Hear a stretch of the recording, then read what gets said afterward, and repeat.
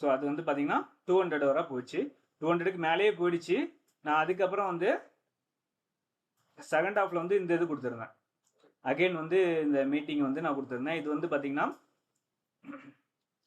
25,500 base பண்ணி நம்ம வந்து என்ன செஞ்சுருக்கோம், ஒரு ஐடிஎம் இன்னொரு ஐடிஎம் எடுத்திருக்கோம். புட் ஆப்ஷனில் 25,600 எடுத்திருந்தோம்.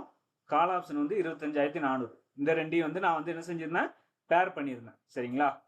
ஸோ இதுல இருந்து நம்மளுக்கு என்ன பண்ணியிருந்தோம், அடுத்து 160 120 மார்க் பண்ணிட்டோம். சரிங்களா? இந்த மார்க்கிங் இதை எது பிலோ, அதாவது 120 பிலோ யார் வராங்களோ ஆப்போசிட்ல உள்ளவங்க 160 அபோவ் இருப்பாங்க. சரிங்களா? அப்போ வந்து என்ன ஆகும்னா அது வந்து ஒரு ஸ்பைக் வந்து கொடுக்கும். அதாவது நம்மளுக்கு வந்து அது வந்து மூமெண்டம் மாறதுக்கான வாய்ப்பு வந்து அதிகமாக இருக்கும்.